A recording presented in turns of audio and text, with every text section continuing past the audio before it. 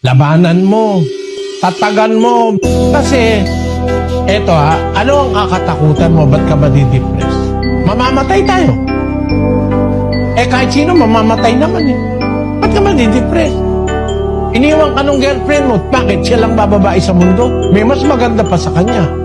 Iniwan ka ng nobyo mo. Ba't ka madidepress? Hindi, maghintay ka lang. Mamaya mo, may mas magandang inihahandaan Diyos sa'yo. No?